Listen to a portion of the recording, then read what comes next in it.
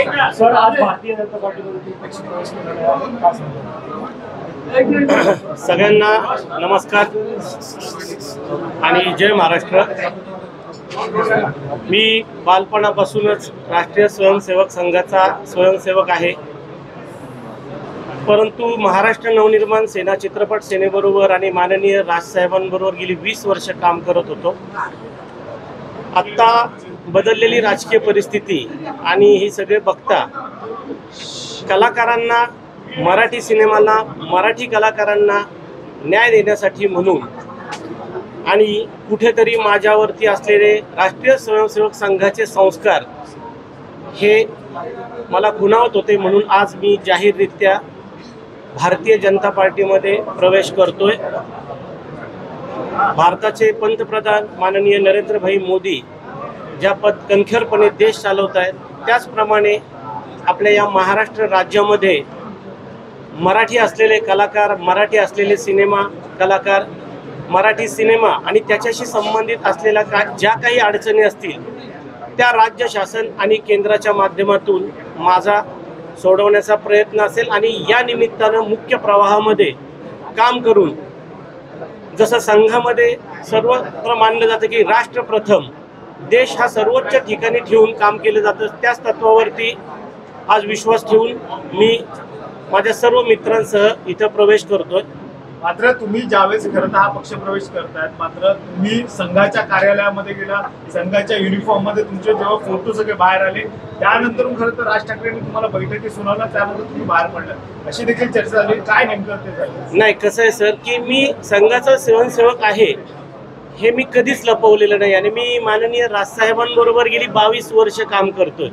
Social media आत्ता 15 वर्ष आले, त्यामुळे त्याच्यावरती तुम्ही जर पाहिलं तर प्रत्येक दसऱ्याच्या संचलनाचा माझा फोटो असेल, कारण कुठल्याही बाकी उत्सवाचा संबंध येत नाही।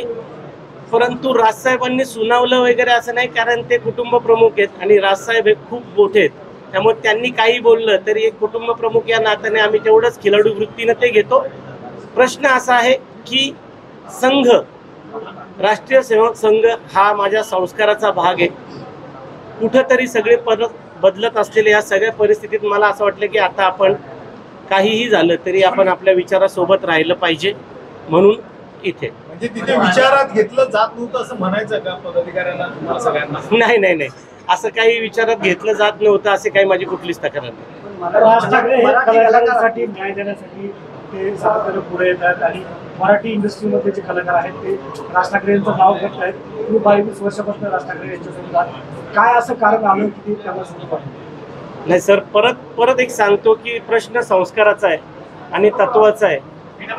संघ हा माझा संस्कार आहे आणि मी राष्ट्रप्रथम या तत्वावर चालणारा माणूस आहे। कुठंतरी आज माझा संस्कार, मला संस्काराने माझ्या सांगितलं की तू तुझ्या विचारांसोबतच असलं पाहिजेस, म्हणून आहे। बाकी माझे नाही, मी नाही इतक्या मोठ्या साहेबांवरती बोलणे इतकी माझी कुवत नाही, त्यामुळे मी त्यांच्यावर नाही बोलू शकत। सांगतात की इतक्या वर्षापासून त्यांच्यासोबत काम करत होतो, मात्र नेमकं काय अडथळा आला?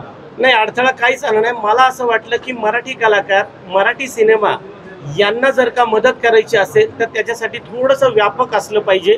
आणि जसं की आता पाहतो की आपण राज्यामध्ये भारतीय जनता पार्टी युती सरकार आहे, तसंच देशात आहे। मला असं वाटलं की या माध्यमातून मी या महाराष्ट्रातल्या मराठी कलाकारांसाठी अजून जास्त चांगलं काम करू शकतो। भारतीय जनता पार्टीची आहे म्हणून तुम्ही जॉईन केलं? सॉरी, फक्त भारतीय जनता पार्टीची आहे म्हणून तुम्ही जॉईन केलंय? मी काम करण्यासाठी नाही नाही नाही, असं नाही, कारण ते प्रभावीपणे आता काम करतात संपूर्ण देश आणि राज्यामध्ये। शेवटी एक लक्षात घ्या, कलाकारांच्या पाठीशी जो उभा राहतो तो कलाकारांचा, जसं तुम्ही माननीय राजसाहेबांबद्दल बोलले, ते कायमच कलाकारांच्या मागे उभं राहतात, मराठी कलाकारांच्या मागे उभं राहतात। त्यामुळे फक्त त्याला व्यापक स्वरूप, जसं की आता फक्त कलाकार म्हणजे पडद्यावर काम करणारे कलाकार नसतात, हजारोंच्या संख्येनं बॅकस्टेजला काम करणारे कलाकार आहेत, त्यांच्या अनंख्य अडचणी आहेत आणि त्या अडचणी कुठेतरी सोडवण्यासाठी तुम्हाला राजदरबारी हे जावंच लागतं, तुम्हाला त्या सिस्टीमचा भाग असावं लागतं, त्या सिस्टीमचा तुम्हाला कुठे ना कुठेतरी त्या कलाकारांसाठी मदत करताना उपयोग होतो। म्हणून काय अजेंडा घेऊन आला तुम्ही? राष्ट्र प्रथम मनसेमध्ये तुम्हाला पद होतं, आता भाजपाकडून काही जबाबदारी देण्यात आलेली आहे का? नाही सर, आता फक्त प्रवाहात आलोय, आता पुढे बघू। धन्यवाद। तुमची car, electric panel, data server आगीपासून सुरक्षित आहे का? नाही? मग आजच बसवा F protect temperature activated fire suppression device. यामध्ये आहे eco friendly non toxic pressurised liquid, जे आग लागल्यास क्षणार्धात ऍक्टिव्हेट होऊन आगीवरती मिळवते नियंत्रण. बसवण्यास अतिशय सोपे आणि सुटसुटीत टेकालिपचे एक दर्जेदार उत्पादन एफ प्रोटेक्ट.